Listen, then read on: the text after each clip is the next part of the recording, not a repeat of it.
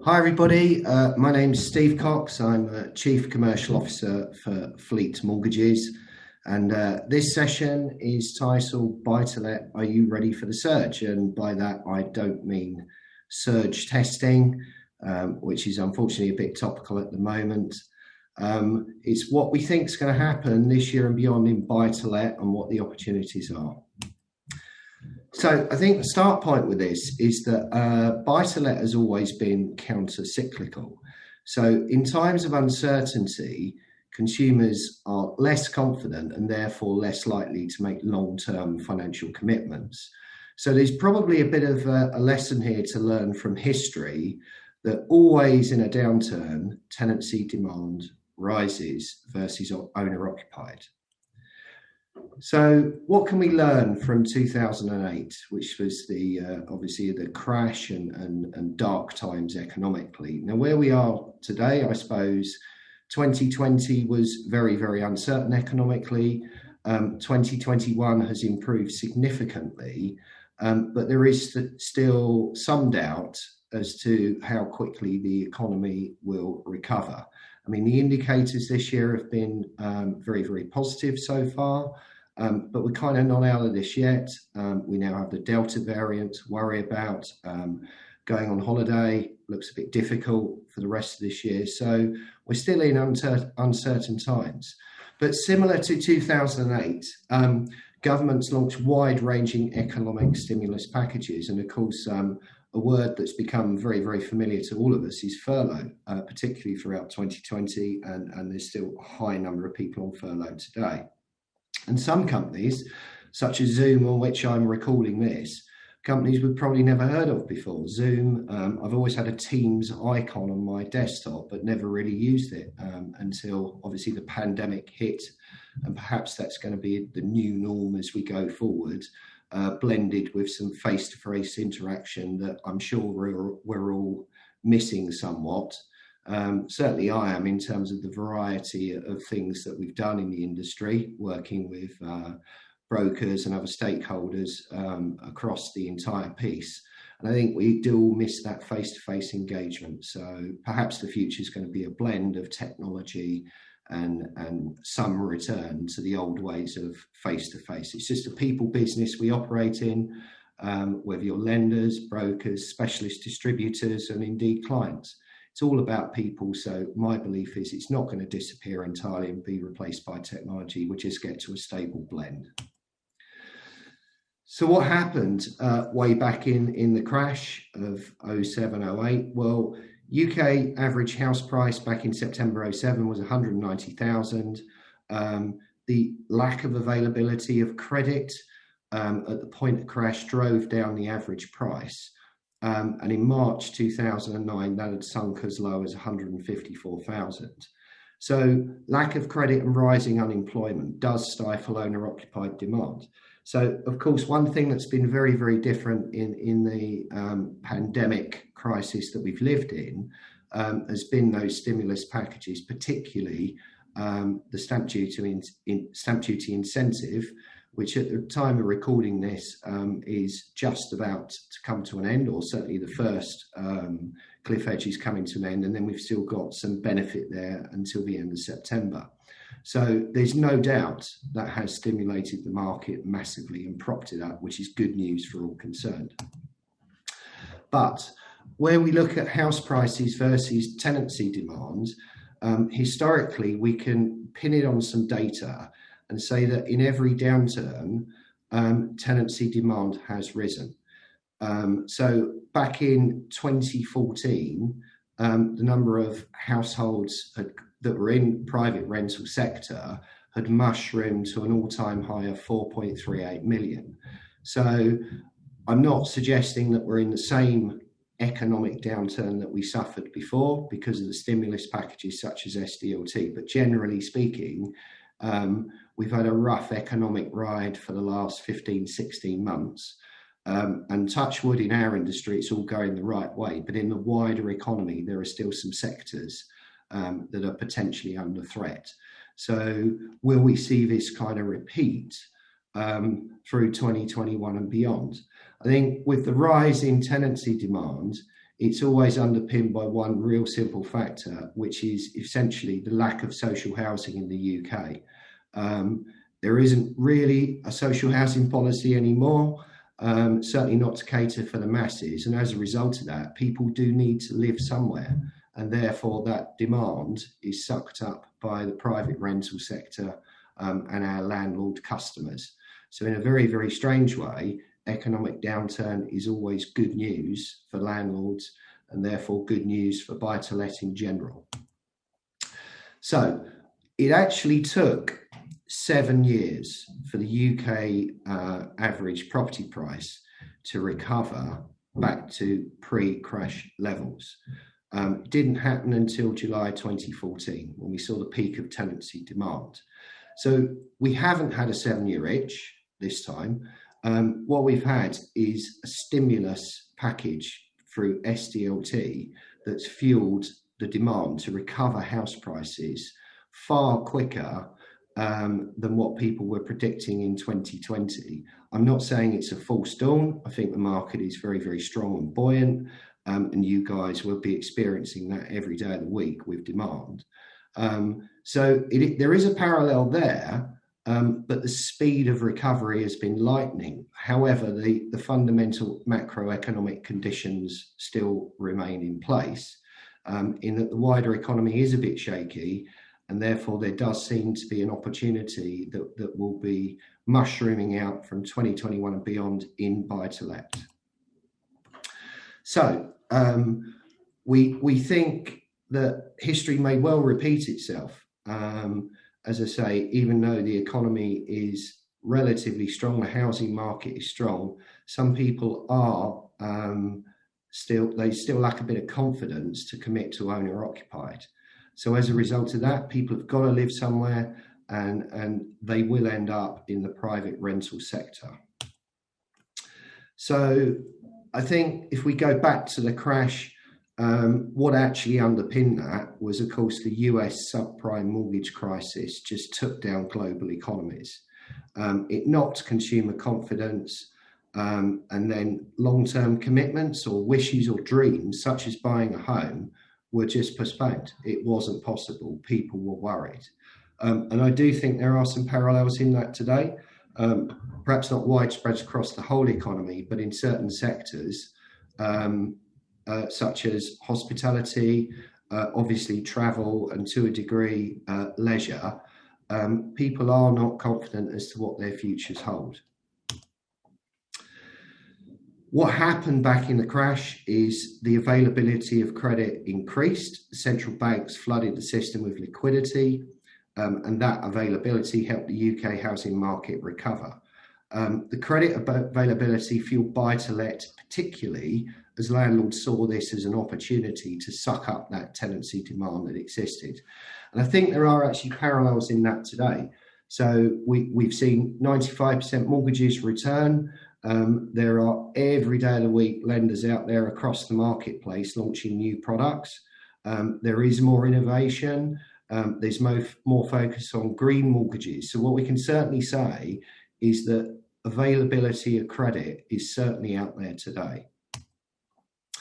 So we're in a low interest rate environment, of course, and that's probably going to continue for some time. And perhaps what that does is just simply offer, from an investor's point of view or landlord's point of view, bricks and mortar offer a better long-term return because of the low interest rates. So then if we look at it from the point of view of couple that with tenancy demand rising and potentially better returns in bricks and mortar, are we actually in the position where we're seeing the perfect storm again, albeit as a result of a terribly sad global pandemic as opposed to a global recession? It seems that we may well be in that same situation, and certainly the numbers in terms of new business that we're writing and you guys are writing, and Brightstar in terms of the levels of inquiries that are coming through to them, not just in buy-to-let but in specialist lending period, it certainly looks like we are in the perfect storm. And perhaps for some of those customers that have suffered credit difficulties over the last 18 months or so, perhaps mortgage advice, quality mortgage advice, specialist lending and specialist distributors through the likes of Brightstar has never been needed more so than ever before. And that is going to carry on because, of course, these kind of customers are not easily placed in the high street. They can't self-serve. So they absolutely will need the mortgage broker and quality advice at the epicenter of their housing needs and wants from here on in for the foreseeable future. So what have we got to look forward to?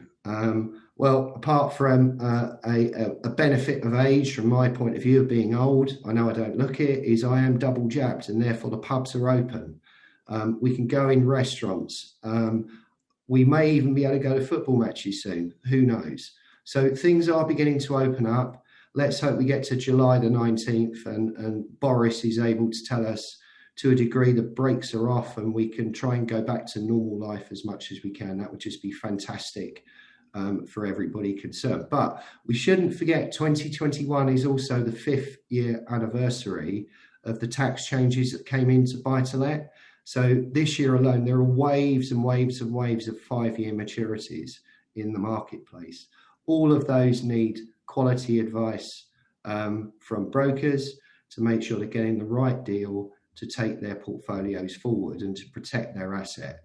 We've got ample supply of credit. Interest rates are near to zero, as you can probably get. There have been rises in unemployment. How far that goes remains to be seen. There are a lot of economic predictions out there that actually unemployment will come off a bit. And let's hope as we move through 2021 into 2022, there are more jobs and more opportunities across our economy as a whole, which just breeds confidence, and any confidence in general will inevitably fall into the housing market. Having said that, of course, we still don't have that social housing policy that I've referred to 2 or 3 times. People have to live somewhere. They just do. Whether it's first-time buyers who can't afford to buy, even with 95% schemes out there for the first time in years and years, or people just don't want to make that long-term commitment. They've got to live somewhere and they're going to end up in the private rental sector, which is good news for all of us involved in buy-to-let. Stamp duty holiday has done phenomenal things for the housing market and all of us involved in the industry. I think we can look at it from the point of view of, is it a bubble? It is. So will perhaps residential activity come off a bit as we move through the end of June towards the end of September? Possibly. That might actually be driven by lack of housing stock as opposed to lack of buyers wanting to move home or buy their first home. But it certainly will perhaps impact residential more so than buy-to-let. So where we talk to a lot of our landlord customers and to our key introducers such as Brightstar, what it seems to be is that the landlords have enjoyed the benefit of stamp duty holiday, which was perhaps a bit an unexpected bonus in some quarters, and it has fueled buy-to-let itself. But we're still seeing record numbers split across purchase and remortgage. And talking to landlords and brokers, it seems landlords have been obviously very pleased to receive a percentage of the SDLT incentive. But if the deal still works in terms of the yield and the reason they're making that investment, they will still proceed. There will be inevitably some that will pull out as these deadlines drop, but I don't think there'll be as sharper a bolt race, if you like, as there might be in residential, which is more of an emotional purchase. So it seems landlords will just swallow stamp duty as a cost. It's always been there. If the deal works, they will still do the deal because they know the opportunity lies in sucking up the rising tenancy demand that we've experienced. So I think landlord type may have changed. There are less so landlords with one property, if you like, landlords that may have inherited property or whatever, or just on a whim years ago, woken up one day, maybe they put their money into buy-to-let. Buy-to-let has always been a long-term investment, never a short-term investment, and perhaps some landlords of the past, or of the recent past, they may have done it for the wrong reasons. They've done it for capital growth rather than long-term income and yield, just because the market carried them that way. And I think we probably all agree we've seen that shift, not just to portfolio landlords that do it for a living, but professional people who are expanding their portfolio further because they're seeing the opportunities of those that might have 2, 3, 4, 5 properties. That's probably more of the landlord today that we see. Landlords are diversifying their portfolios. For the first time, we're seeing landlords more and more so spread their wings out their traditional areas that they may live in and be used to. So it's not a London and South East thing. We're seeing landlords diversify further afield, which is great news. In the university towns up north and across the Midlands, more and more are spreading their wings because they're getting the yield as opposed to capital growth, which is perhaps more a southeast thing historically, but the yields are incredibly strong when you come out of London southeast, and landlords are spotting this opportunity and making those investments, as well as diversifying more and more so into HMOs and multi-unit blocks, again because of the yields that they generate. So in summary, I think the way that we would see it is, yeah, we've got some parallels back to the crash of 2008 in terms of economic downturn in general. The government stimulus has worked, be that furlough or SDLT incentive, which has been brilliant for all of us involved in the housing market and the mortgage industry in particular. But we are seeing tenancy demand rise again. There's no social housing. I know I've said that a few times, but it's a very, very key point, and therefore people have to live somewhere and probably will end up in the private rental sector. So if you overlay that with a low interest rate environment, overlay that with a lot of 5-year maturities coming out in the second half of 2021 and beyond for buy-to-let customers, the opportunities are kind of endless for lenders like Fleet Mortgages. But of course, without you guys as the mortgage advisors giving quality advice and our partners such as Brightstar, it doesn't come together. But the opportunities there, talk to Brightstar, talk to Fleet, learn about how some of the more technical products work, be that HMOs or limited company, if you're not familiar with them. That is the way the market's going.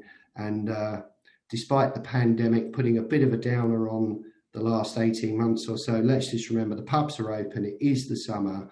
At the time of recording, England are still in the Euros, so maybe it is coming home, and let's keep these record business numbers coming, service those landlord customers.